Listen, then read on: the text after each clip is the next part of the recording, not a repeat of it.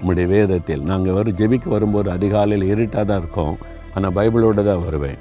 அதை நான் ஜெபிச்சுட்டு வெளிச்சம் வந்த உடனே முழங்கால நின்று மடியில் பைபிளை வச்சு வாசிக்கும்போது என் கண்ணீரினால் இந்த வேதத்தை நான் நினைத்திருக்கிறேன். ஏனென்றால் இந்த வசனத்தை நான் ரொம்ப நேசிக்கிறேன். இயேசுவை எந்த அளவு நேசிக்கிறேனோ அவ்வளவு இந்த வசனத்தை நான் நேசிக்கிறேன். ஏன்னா இது நாள் முழுவதும் என் தியானம். அந்த அதிகாலையில் நான் வாசிக்கிற அந்த வசனங்கள் இருக்கிறேன், அது இருதயத்தில் பதிந்துடும். அந்த நாள் முழுவதும் அந்த வசனம் பேசிக்கிட்டே இருக்கும். நீங்கள் வேலைக்கு போனாலும் நடந்து கொண்டு இருந்தாலும் எங்கே போனாலும் அந்த வசனம் உள்ளத்தில் பேசிக்கிட்டே இருக்கும். நாள் முழுவதும் தியானம். இந்த வசனத்தை வாசித்து நல்லா தியானித்தாலே உங்களுடைய கண்ணில் கண்ணீர் வரும். இந்த வசனம் உங்களோடு பேசும்போது எப்படி கண்ணீர் வடிக்காமல் இருக்க முடியும்? தேவன் உங்களை சந்தித்து பேசும்போது எப்படி கண்ணீர் வடிக்காமல் இருக்க முடியும்?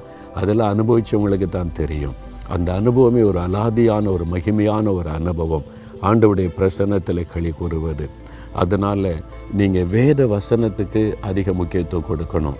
நீங்கள் டெய்லி வாக் வித் ஜீசஸில் பிரதர் ஒரு வசனம் சொல்கிறாங்க, அது போதும்னு இருக்கக்கூடாது. இதை பார்க்குறதுக்கு முன்னால் 1 மணி நேரமாவது நீங்கள் தனி ஜெபம் பண்ணி இருக்கணும். அதில் 15 நிமிடமாவது முழங்கால் நின்று வசனத்தை வாசிருக்கணும். சரியா? இதெல்லாம் வாசிக்காமல் மோகன்லாஸ் ஒரு வசனம் சொல்கிறார், அதுவே ஆசீர்வாதம் நினச்சிங்க, தப்பு பண்ணுறீங்க. அப்படி கிடையாது. உங்களை உற்சாகப்படுத்த ஆண்டவர் உங்களோட பேசுகிறார். ஆனால் நீங்கள் தனிமையில் போய் முழங்கால் போட்டு வேத வாசியத்தை ஜெபிக்கணும், வசனத்தை தியானிக்கணும்.